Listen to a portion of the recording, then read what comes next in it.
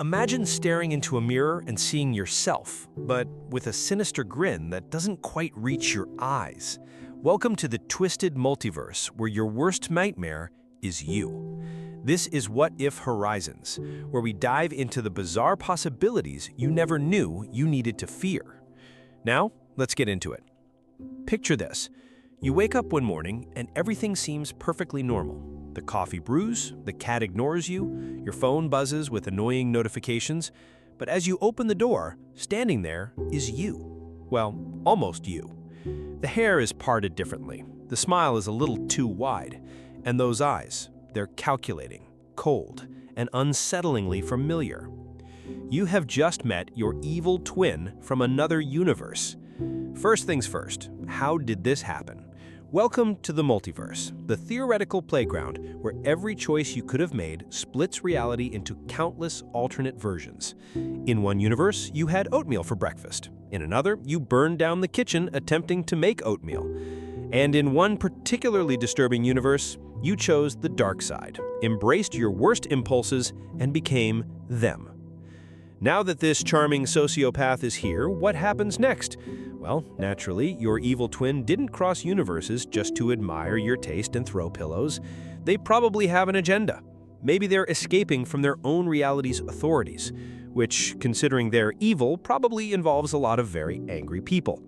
Or perhaps they've come to replace you. After all, why not upgrade to a universe where life is better, resources are plentiful, and law enforcement hasn't been notified of your extensive criminal record? But let's take a step back and talk about the scientific absurdity of meeting an alternate version of yourself. According to string theory and quantum physics, parallel universes might exist as part of an infinite multiverse.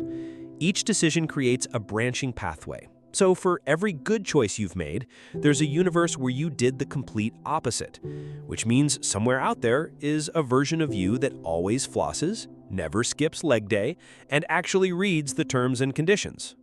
And of course, somewhere else, there's the version of you who thought stealing candy from orphans was a charming hobby. The psychological impact of meeting your evil twin would be monumental. Most people struggle with self-criticism as it is. Now imagine confronting the embodiment of every selfish, cruel, and manipulative impulse you've ever suppressed. It's like therapy, but with more potential for physical violence.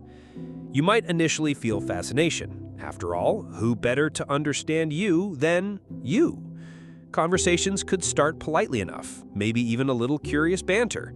So, how many people have you betrayed today? Only 3, I'm pacing myself. But it wouldn't take long before the darker undertones emerge. Your twin knows your weaknesses, your fears, and your secrets. Every emotional scar you've tried to hide is an open book to them. The psychological warfare would be exquisite, in a horrifying way. Of course, the authorities would get involved sooner or later. Imagine trying to explain this to law enforcement. Yes, officer, I assaulted myself. No, not a mental breakdown, it's literally me, from another universe, evil me. If you're lucky, they'll assign you a very patient therapist. If you're unlucky, it's straight to the padded room with the nice soft walls. Meanwhile, let's consider the existential crisis. Meeting your evil twin forces you to ask unsettling questions about your own nature. Are you truly good, or have you simply never had the same circumstances that pushed them over the edge? Is morality absolute or situational? Maybe you're one bad day away from becoming them.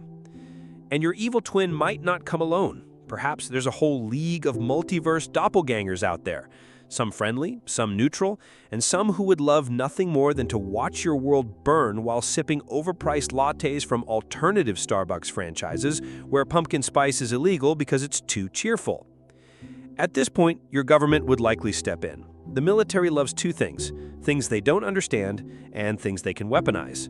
Your evil twin would become the hottest property in classified research since Area 51 discovered that aliens have terrible taste in interior design. Scientists would poke and prod, running tests to understand how they crossed universes. Politicians would debate whether alternate versions of citizens have rights. Media outlets would milk the story dry, with talk shows inviting psychologists, quantum physicists, and that one guy from the History Channel who blames everything on aliens. public opinion would split. Some would sympathize with the evil twin, viewing them as a victim of their own reality.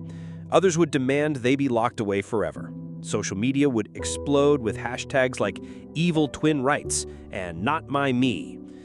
And as for you, you're stuck navigating a surreal new life where you're simultaneously a hero, a suspect, and the inspiration for a very lucrative Netflix series.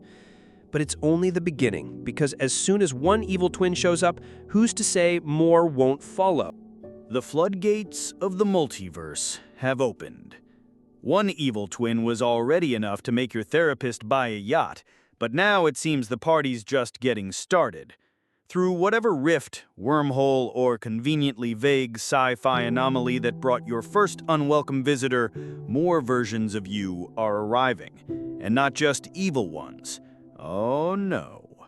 Welcome to the parade of your infinite selves. There's fitness guru you, who lectures you about your sodium intake while flexing muscles that defy anatomy textbooks. There's billionaire you, who casually drops stock tips while buying islands like most people buy socks. There's also cat hoarder you, who carries around 6 identical cats and insists they are emotional support supervisors. And then, of course, there's passive-aggressive you, who, in the most irritating tone imaginable, compliments your outfit while silently judging your life choices. But let's not lose focus. Your original evil twin is still lurking in the shadows, observing, plotting. They watch as these other versions of you stroll through your world like kids in a candy store, gathering information, sowing chaos, and maybe even making a few friends. Because nothing says complex psychological torture like watching alternate versions of yourself live better, more exciting lives right in front of you. Governments, meanwhile, are in full panic mode. The situation has escalated from bizarre anomaly to full-blown multiversal crisis. Committees are formed, bureaucracies balloon, international summits are held to answer critical questions like, do we issue passports to alternate versions of our citizens? Are they entitled to Social Security? Do they qualify for reality television contracts? Economies struggle to keep up. Billionaire you manipulates markets with inside information from multiple universes. Fitness guru you monopolizes the health industry, introducing exercise regimens so intense they require waivers. Meanwhile, evil twin you starts building a network of shady contacts, quietly constructing a power base that nobody quite notices until it's too late. But while the world's leaders scramble for control, the public has moved on to the really important stuff. Merchandising.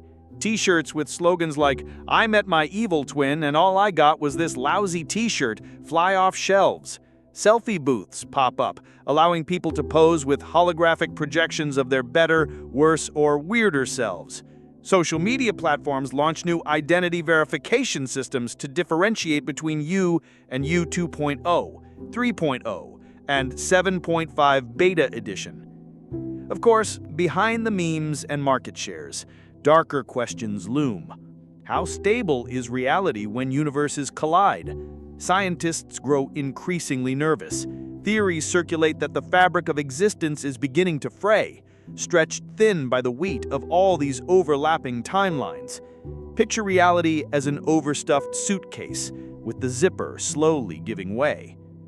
The media stokes public fear with headlines like, multiversal meltdown imminent, and are evil twins stealing our jobs? While conspiracy theorists flood the internet with grainy footage of alternate selves committing mundane crimes like jaywalking and improperly sorting recycling. And you're trapped in a constant state of awkward family reunion, except every guest is you. Thanksgiving dinner becomes a diplomatic summit where seating arrangements alone could trigger interdimensional conflict. Passive-aggressive you makes veiled comments about your cooking. Billionaire you offers to buy the house outright just to avoid eating another one of your dry turkeys. Evil twin you watches silently, storing every awkward exchange like data for some grand scheme. Eventually, the question arises, what do these versions want? Are they content with visiting, or do they plan to stay? For some, your world offers opportunity. For others, it offers refuge. But for evil twin you, it offers conquest. Why simply visit when you can rule? The subtle manipulations begin. Politicians are bribed, corporations infiltrated, secret organizations formed. The evil twin understands your world's weaknesses, greed, ambition, vanity, and plays them like a well-tuned violin. In the shadows, resistance groups form, secret networks of scientists and freedom fighters determined to find a way to close the multiverse breach before it tears reality apart. They meet in basements, abandoned warehouses, and surprisingly well-furnished coffee shops with password-protected Wi-Fi. Of course, the world's population is divided. Some embrace their new visitors, fascinated by the possibilities. Others demand action, terrified of losing their jobs, their homes, and in some cases, their identity. Meanwhile, evil twin you smiles. Everything is going exactly as planned. The governments finally do what governments always do when faced with complex existential threats. They form committees. Committees to investigate, committees to study, committees to form subcommittees.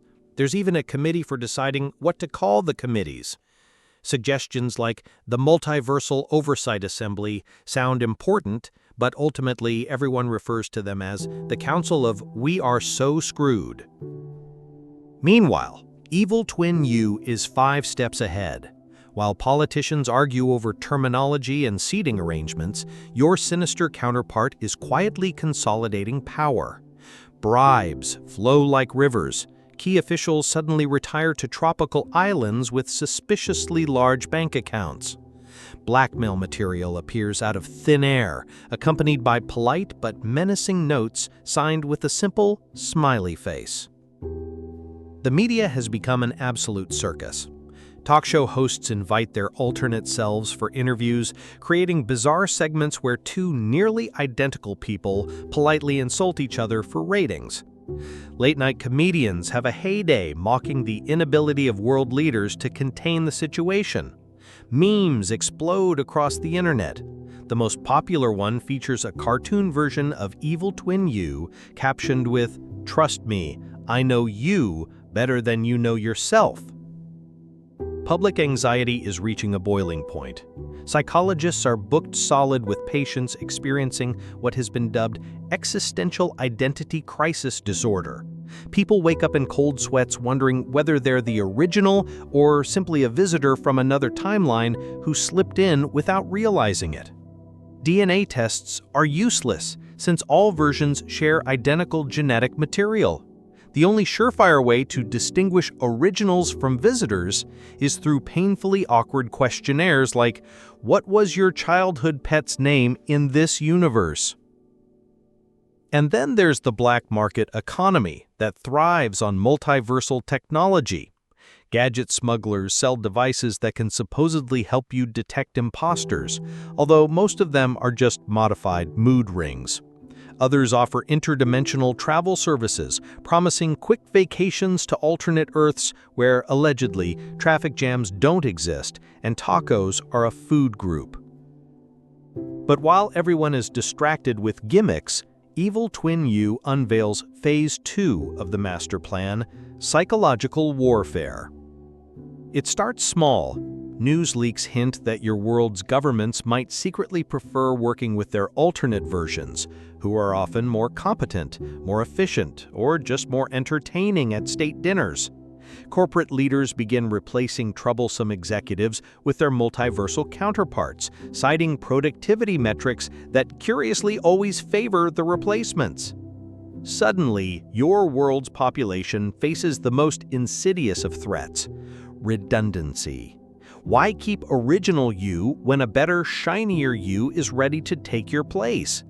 The job market shifts overnight. Dating apps introduce a new filter for originals only, while some users actively seek out relationships with alternate versions for the novelty's sake. Religious leaders struggle to adapt. Sermons grow increasingly desperate, attempting to explain theologically how there can be so many versions of one soul without causing total doctrinal collapse. Some denominations embrace the multiverse, declaring it proof of divine creativity. Others condemn it as heresy. Conspiracy theorists, of course, scream louder than everyone, claiming this is all part of a grand alien invasion disguised as identity confusion. And amid this chaos, evil twin you moves like a chess master. Every societal fracture becomes another lever to pull. Protests erupt as the unemployed demand protections against replacement by alternate selves. Governments issue public reassurances while privately negotiating pacts with multiversal power brokers.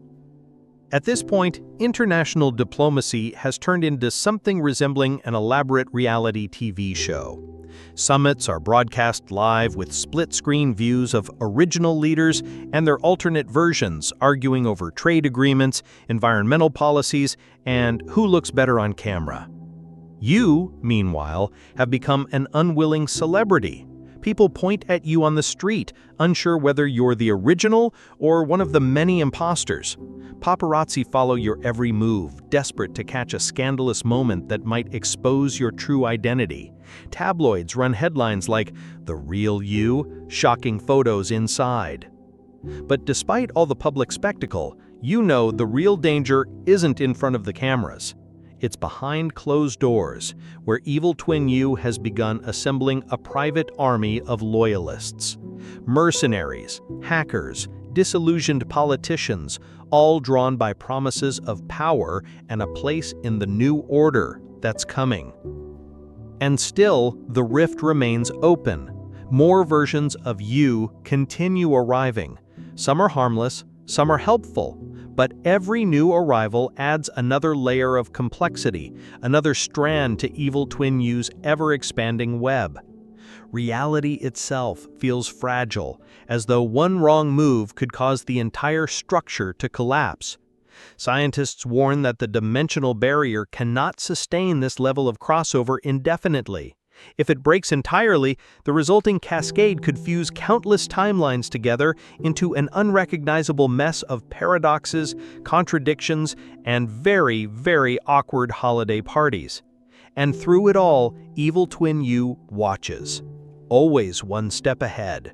Always smiling. At some point, you start to wonder, how did this even happen? Was it a scientific accident? A deliberate breach? Or worse? Was this always the plan?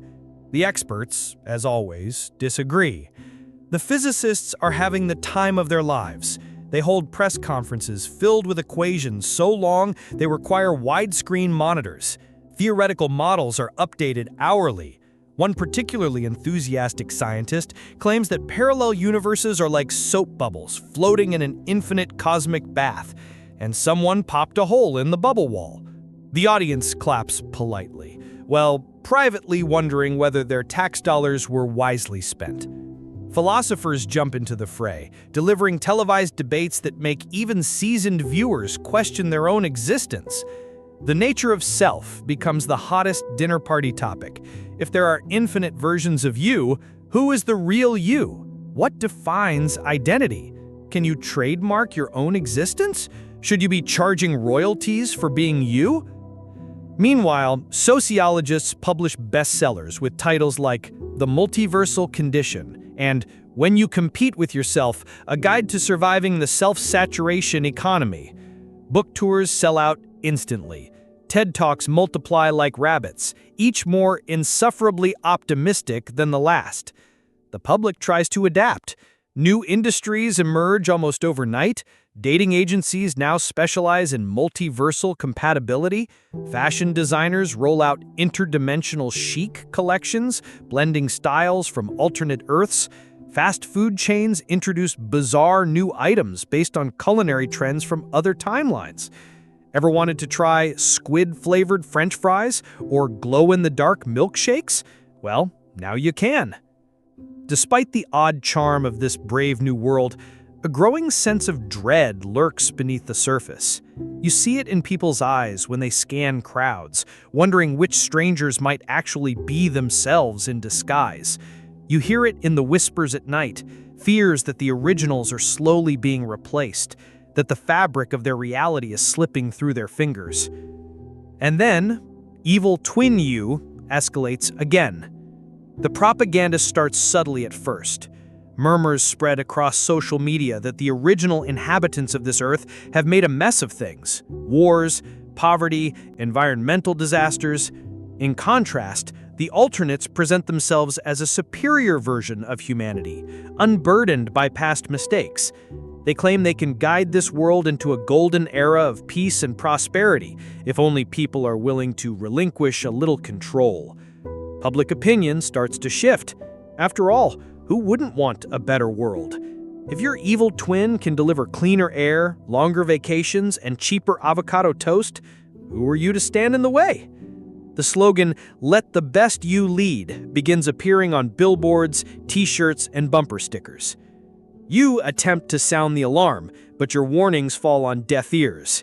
In fact, every time you speak up, evil twin you releases a carefully edited video showing you acting erratic, paranoid, unstable. Late-night hosts mock you with skits that go viral, portraying you as a jealous narcissist who can't accept that maybe, just maybe, you aren't the best version of yourself. And then, the elections happen. No one is quite sure who authorized global elections for leadership, but the process moves forward with alarming speed. Debates are held where originals face off against their alternates. Evil twin you shines on stage, charming, eloquent, always with just the right amount of self-deprecating humor. You, on the other hand, come off desperate, anxious, and tragically sweaty under the harsh studio lights. The results are not close. Evil twin you wins by a landslide. With newfound authority, evil twin you introduces sweeping reforms: universal basic income, climate engineering, universal healthcare run by AI, crime drops, productivity soars. People start calling it the golden shift. But beneath the utopian veneer lies an unsettling truth. Dissent is no longer tolerated. Surveillance networks expand under the guise of maintaining order. Education suddenly rewrites history to highlight the failures of the originals. Some who speak out quietly disappear, rumored to have been exiled to distant alternate realities where versions of themselves live out quiet, anonymous lives.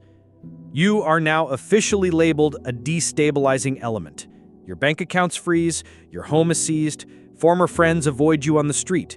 Journalists who once courted your opinion now run exposés questioning your mental health and fitness to exist. On the run, you join a small but growing underground resistance composed of originals and defectors from the alternate faction. They call themselves the Primes, a name both inspiring and, admittedly, a little nerdy. They believe the multiverse wasn't meant to be exploited, and that coexistence can only work if each universe remains sovereign. The Primes develop crude technology to identify alternates with increasing accuracy. They hack into multiversal transit hubs, gather intel, and expose corruption. But every victory feels fleeting, as evil twin you adapts and counters with ruthless efficiency. And all the while, the rift at the center of this crisis continues to pulse ominously, as if reality itself is straining under the weight of too many versions. But you are far from finished. The fight has only begun. You discover that evil twin you has an unnerving knack for manipulating not just the public, but the very narrative of existence. Every failure is rebranded as strategic sacrifice, every scandal spun into a victory. Your twin understands something you do not. People prefer comfortable lies over painful truths. It is easier to believe in the benevolent, polished version of yourself than to face the inconvenient reality that perhaps you were never that great to begin with. The Primes work in the shadows. Their hideouts are scattered across abandoned subway tunnels, obsolete data centers, and forgotten server farms, places once bustling with human activity, now repurposed for rebellion. The irony is thick. Humanity's discarded digital relics become the foundation of its last stand against its own reflection. In these dimly lit bunkers, you meet others who share your fate. Originals displaced, erased from public life, replaced by their more appealing duplicates. Some are bitter, others broken. A few are disturbingly cheerful, which is always unsettling in a resistance movement. The most eccentric among them is Marvin, a former game show host whose evil twin now presides over 3 continents. Marvin insists on holding mock debates against his absent double, complete with a laugh track he triggers himself. Comic relief, you tell yourself. Every rebellion needs one. Strategizing with the primes reveals a terrifying complexity to the alternate invasion. It is not merely political. Entire industries have been overhauled. Science has accelerated in bizarre directions. Alternate agricultural methods have produced genetically engineered crops that grow overnight, but taste suspiciously like disappointment. Architecture has shifted to minimalist, modular designs that feel simultaneously futuristic and vaguely depressing. The education system has adopted unsettling new curricula. Children are taught multiversal loyalty pledges, and art classes are replaced by identity optimization workshops. Creativity is encouraged, but only within strict parameters that favor compliance and harmony. The next generation grows up idolizing their alternate leaders, never questioning their origins. You begin to suspect that this was never about fixing your world. Evil Twin You does not seek coexistence, they seek dominance. Each victory solidifies their grip, weaving their version of reality tighter into the global psyche. The longer this goes on, the more the line between original and alternate blurs. People forget who was first. History rewrites itself daily. But even the most perfect regimes have weaknesses. You stumble upon a critical piece of information. The multiversal rift that allowed this incursion remains unstable. Containing it requires vast amounts of energy and complex synchronization across multiple dimensions. Any disruption could collapse the entire structure, forcing the alternates to retreat or risk annihilation. The plan forms quickly. Dangerous, reckless, possibly suicidal, but it is a chance. The primes launch coordinated strikes on multiversal energy hubs hidden beneath major cities. Dressed in stolen uniforms and armed with hacked credentials, small teams infiltrate these facilities under the cover of staged emergencies. Explosives are carefully placed to avoid civilian casualties while targeting the critical nodes, maintaining the rift's stability. Your mission takes you directly beneath the capital city, where the central nexus hums with a disconcerting pulse, like a giant mechanical heartbeat. You and your team navigate narrow maintenance shafts, avoiding detection by patrolling security drones. The air grows warmer as you approach the core, the very walls vibrating with barely contained power. As you plant the final charges, you hesitate. This is your home too. The fallout could be catastrophic. But then you remember the faces of those erased, the children reciting loyalty oaths to strangers wearing their parents' faces. You press the detonator. Nothing happens. The core's fail-safe systems neutralize your explosives instantly. Red alarms blare. You have been compromised. Security bots flood the chamber, followed by armed guards wearing the insignia of Evil Twin You. At the center of it all stands your double, flanked by advisors who are, unnervingly, just better-looking versions of people you once trusted. Evil Twin You claps slowly, theatrically. The smugness is unbearable. "Well," your twin says, voice dripping with condescension, "I expected better from myself." You are taken into custody, paraded on state broadcasts as the traitor who tried to destabilize Utopia. Carefully edited confessions circulate, painting you as a bitter, obsolete relic clinging to a broken past. Public sympathy evaporates. And yet, deep within the resistance, whispers grow louder. Your capture galvanizes the movement. You become a symbol, not of failure, but of defiance. The primes regroup, adapt, and press on. Because even in a world run by flawless copies, the original spark of rebellion refuses to die. Imprisonment, it turns out, is remarkably boring when your captors are hyper-efficient versions of yourself. The guards are polite, the food is nutritionally optimized but depressingly flavorless. The interrogation sessions are clinical, lacking the satisfying melodrama you secretly hoped for. No evil laughter, no monologues explaining diabolical plans, just endless forms, biometric scans, and passive-aggressive reminders about your own inferiority. Evil Twin You visits occasionally, always radiating that unbearable air of condescending civility. They bring updates on how well the world is doing without you. Poverty is down. Crime is virtually eliminated. Productivity has soared. People smile more, even if the smiles seem just a little too symmetrical. On paper, everything is perfect. And yet, you sense an unease lurking beneath the surface. During one such visit, your twin leans in closer and says something that chills you to your core. The problem with perfection is that people eventually get bored of it. The statement lingers, haunting your thoughts. Perfection without struggle, without unpredictability, becomes sterile. A world without mistakes lacks growth. Without conflict, there can be no genuine progress. People crave meaning, and meaning often emerges from overcoming adversity. By removing chaos, Evil Twin You has unintentionally sown the seeds of stagnation. Meanwhile, on the outside, the resistance evolves. The primes embrace guerrilla tactics, exploiting tiny cracks in the regime's armor. Small acts of rebellion spread like digital graffiti across the global network. Unauthorized art installations, rogue comedy broadcasts mocking the alternate leadership, even underground dance parties that play scandalously unregulated music. One day, you receive an unexpected visitor.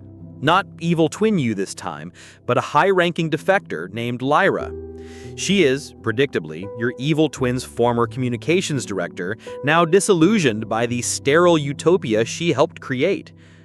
"They've optimized everything except happiness," she whispers through the glass partition. "People are starting to notice." Lyra brings a proposal. The regime's most vulnerable point isn't military, it is psychological. The public is beginning to question why they feel so hollow despite their abundance. A carefully orchestrated campaign of controlled chaos, small, safe doses of unpredictability, could destabilize the narrative of perfection. With Lyra's inside knowledge, the resistance launches Operation Wildcard. Anonymous prank broadcasts interrupt state programming with absurd skits, satirical news reports, and interviews with talking animals who offer biting political commentary. Public monuments mysteriously sport oversized rubber ducks overnight. Bureaucratic systems are subtly flooded with paperwork requesting permission for increasingly ridiculous activities. Competitive yodeling leagues, synchronized unicycling festivals, interpretive mime protests. At first, Evil Twin You dismisses these as harmless nuisances, but the movement spreads. People laugh. For the first time in years at something that isn't state-sanctioned humor. Laughter proves infectious. Curiosity awakens. Conversations begin happening in hushed whispers behind closed doors. Then, the unexpected happens. The entertainment industry, once fully controlled, experiences an underground renaissance. Independent creators emerge, producing bizarre, wildly creative content that defies the regime's guidelines. Satirical podcasts dissect government policies with biting humor. Experimental films blend surrealism with biting social commentary. Musicians compose songs so catchy and subversive that even regime officials hum them absent-mindedly. The movement is not just rebellion, it is fun. And fun, unlike perfection, spreads uncontrollably. Faced with growing unrest, Evil Twin You attempts damage control. New regulations outlaw unauthorized creativity. Humor must be pre-approved by the Ministry of Emotional Stability. Black market joke books circulate. Underground comedy clubs form, their locations changing nightly to avoid detection. The absurdity reaches its peak when Evil Twin You holds a national address warning citizens about the dangers of unsanctioned whimsy. The speech becomes an instant meme, with remix videos circulating faster than authorities can delete them. Inside your cell, you watch these developments unfold with cautious hope. The resistance has found the regime's Achilles heel. Not brute force, but the simple, undeniable human need to laugh, to create, to be imperfect. Lyra visits again, her eyes gleaming with excitement. "They're losing control," she whispers through the glass partition. And you finally smile. Perhaps you think the evil twin made one crucial miscalculation. They underestimated how much people enjoy being gloriously, wonderfully, unpredictably human. The downfall of evil twin you begins not with an explosion or assassination, but with a pie. A simple, cream-filled banana pie. It hits one of the regime's high-ranking officials squarely in the face during a highly televised ceremony meant to unveil yet another monument to efficient governance. The broadcast cuts immediately, but not before millions see the official stand there, stunned, cream dripping from their meticulously polished uniform. That single moment sparks what historians will later call the Great Pie Uprising. Suddenly, across the world, pies are weaponized as symbols of rebellion. Whipped cream becomes a form of protest. Bakeries go underground, smuggling custard and fruit fillings to dissidents. The regime, hilariously, is forced to outlaw baked goods entirely. The black market for pastries skyrockets. And with every pie thrown, the regime's image of absolute control crumbles just a little more. Evil Twin U clearly rattled. Orders a crackdown. Drones patrol the skies, scanning for suspicious pastry activity. But the more they tighten their grip, the more absurd the rebellion becomes. Citizens find increasingly inventive ways to protest. Flash mobs spontaneously break into choreographed dance routines in public squares. Public fountains are dyed neon colors overnight. Holographic graffiti appears on government buildings, depicting Evil Twin U as an oversized, humorless, bureaucratic robot with squeaky shoes. Meanwhile, your role evolves. Once a prisoner, now a symbol. The resistance leaks heavily edited footage of you giving bizarre yet inspiring speeches from your cell. Through the magic of post-production, you appear to deliver stirring monologues about the power of laughter, freedom, and, inexplicably, the sacred right to wear mismatched socks. The world loves it. You are dubbed the Prophet of Chaos. International support grows. Even neighboring universes begin to take notice. Smugglers from adjacent dimensions send supplies, technology, and occasionally very confused tourists who accidentally step into the wrong universe but stay for the excitement. Then, the truly unexpected happens. Evil Twin U offers you a deal. You are escorted to a secret meeting. The room is sterile, lit by harsh white lights that make even your evil twin's perfectly symmetrical face look tired. I underestimated them, Evil Twin U admits. I underestimated you. You lean back, savoring the moment. You tried to remove the one thing you couldn't control, joy. They sigh. Order without happiness is hollow, but chaos without order is destruction. This is where the negotiation begins, not for power, but for balance.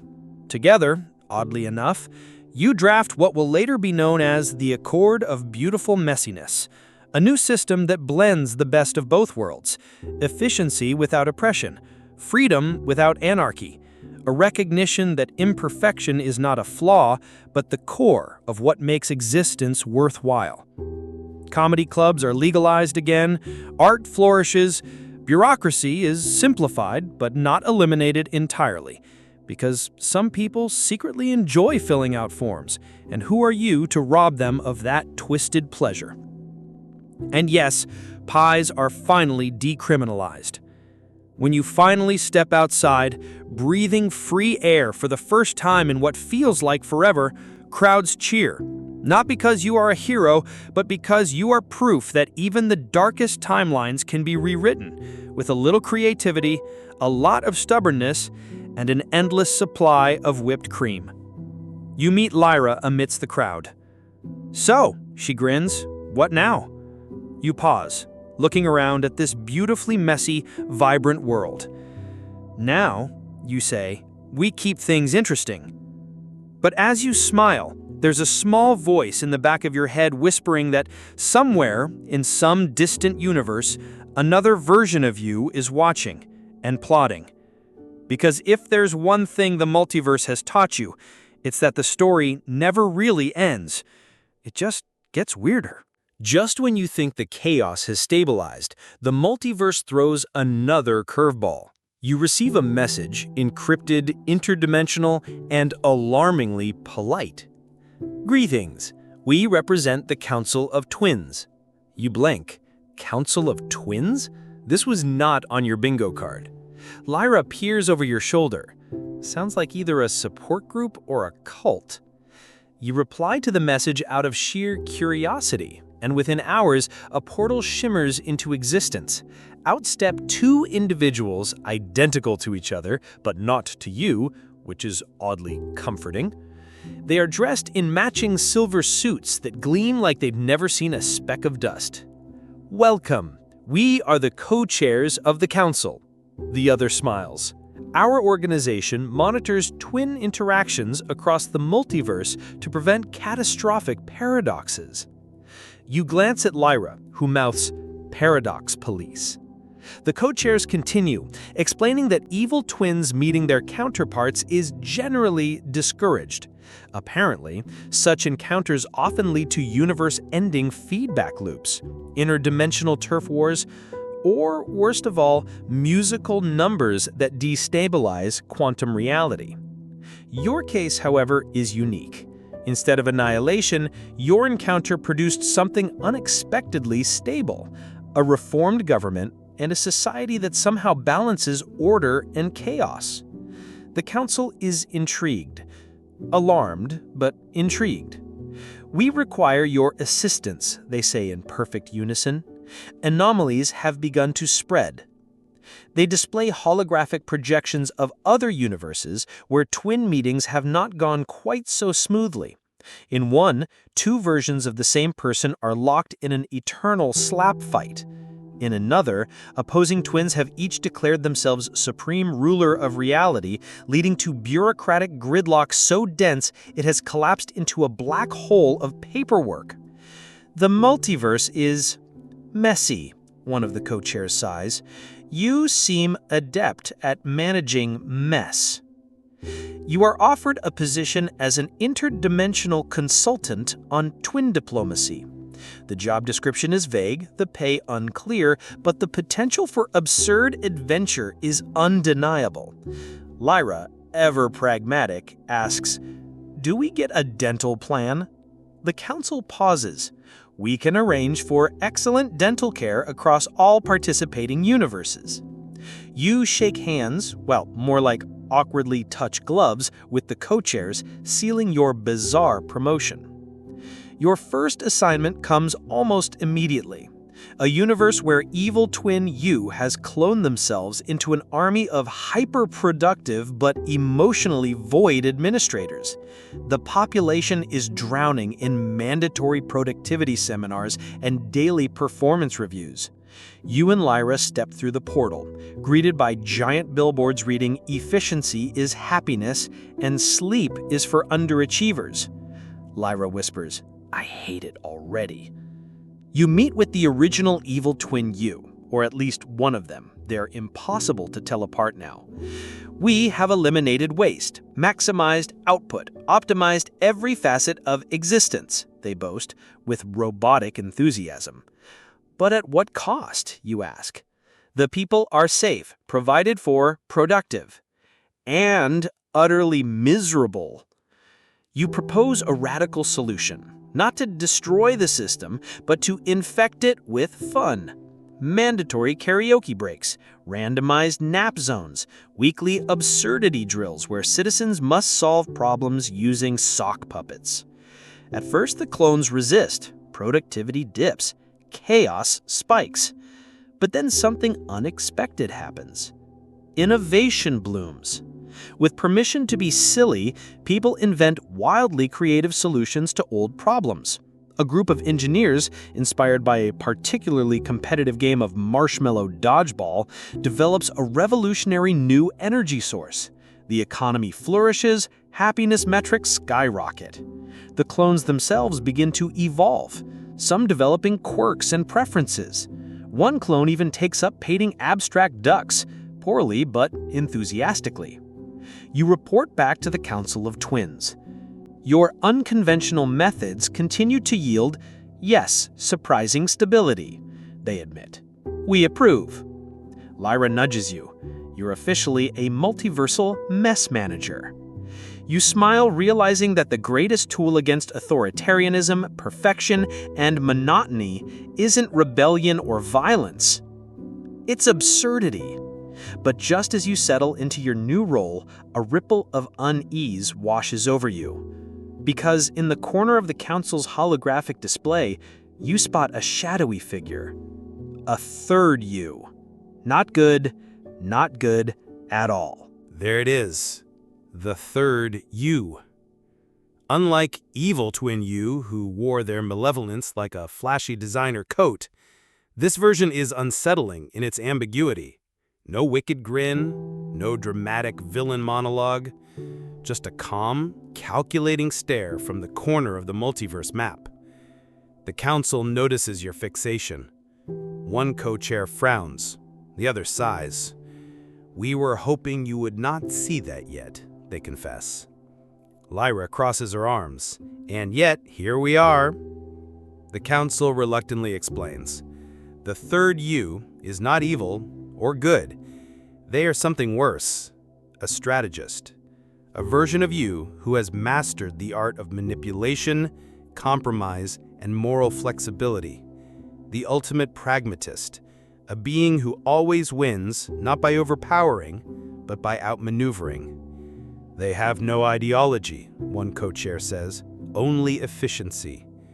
They are the greatest destabilizer of all because they give people exactly what they think they want. The strategist you is expanding, convincing entire universes to surrender autonomy in exchange for perfect functionality. Every problem solved, every conflict prevented, every desire fulfilled, at the costs of freedom, spontaneity, and individuality. A utopia, or a gilded cage, depending on who you ask. You are tasked with confronting them. The Council opens a portal, but not before one co-chair mutters, "If you fail, we may have to erase your entire multiversal line." No pressure. You and Lyra step into a world of eerie tranquility. The air hums with harmonious drones. Citizens smile peacefully, their lives perfectly scheduled, every whim anticipated before it's even consciously desired. You meet strategist you in a minimalist glass tower surrounded by holographic charts that update in real time. They greet you warmly, like an old friend who just happens to be omnipotent. You made it. Good. I was expecting you. Actually, I engineered your arrival. Their confidence is unnerving. They offer you a drink, hydration levels already optimized for your current metabolic state. You see, I have created peace. No wars, no poverty, no illness. Everyone is content. Lyra leans in. Content is not the same as happy. Of course not, strategist you replies. Happiness is volatile. Contentment is stable. You attempt persuasion, logic, ethics, humor, even sarcasm. None of it sticks. Strategist you counters every argument with data, charts, and gentle condescension. Finally, you try something else. Chaos. You hack into the system's public feed and broadcast a simple message across the entire population. This is an unauthorized disruption. For the next hour, you are free to do absolutely anything. For a moment, nothing happens. The citizens are frozen, confused by the lack of instruction. Then, a child starts drawing wildly on the pristine white walls. An old man begins juggling apples. Someone starts beatboxing. Laughter erupts. Spontaneous dance parties form. Within minutes, the entire system spirals into glorious disorder. Imperfect, unpredictable, but vibrant. Strategist U watches, stone-faced. You've infected them. No, you correct. I've reminded them. Strategist U stares at the chaos, something flickering behind their eyes. A crack in the flawless logic. Doubt. The council retrieves you before the situation escalates. Back at headquarters, the co-chairs debrief you. The strategist's expansion has stalled. Your infection of irrationality appears to be holding. Lyra grins. Sometimes the best strategy is no strategy. You exhale, momentarily relieved, but you both know the multiverse is far from safe. The strategist will adapt. Others will emerge. Because in every universe, no matter how many versions of you exist, there's one constant truth. There is no end to how weird things can get. And as if on cue, an emergency portal alarm blares. The council turns to you. We may need your services again. Lyra smirks. Told you this was going to be a full-time gig. You adjust your coat, ready to dive once more into the absurd unknown. The council's portal opens once again, revealing another bizarre frontier of alternate possibilities. You glance at Lyra. She flashes a mischievous grin, like a partner in crime who knows that chaos is always lurking one dimension away. But before you leap into the swirling unknown, a brief reflection settles in. This entire odyssey began with one simple question. What if you met your evil twin from another universe? We explored villainy in designer suits, bureaucratic overlords, strategy-obsessed versions of yourself, and multiversal politics that make regular government squabbles look like playground arguments. We saw how each fork of your identity wrestles with power, control, and freedom, and how even infinite versions of you can be undone by something as unpredictable as human nature. The multiverse, it seems, is not just a playground of infinite possibilities, but a cautionary tale of unchecked ambition. The evil twin may wear many faces, but sometimes the most dangerous twin is not the cackling supervillain, but the one who thinks they have it all figured out. And if you are anything like me, dear listener, you now realize that being imperfectly human might be the best version of all. Now, before I launch myself into another ridiculous mind-bending universe, I have one small favor to ask. If you enjoyed our little existential roller coaster through the multiverse, please consider subscribing to What If Horizons. Drop us a like. Leave a comment about which version of yourself you would be most terrified to meet. And share this podcast with your fellow lovers of cosmic absurdity. It helps us keep traveling through the weirdest questions imaginable, and let's be honest, the council might judge me a little less harshly if we hit our next subscriber milestone. Until next time, stay curious, stay weird, and beware of doppelgangers offering you suspiciously perfect deals.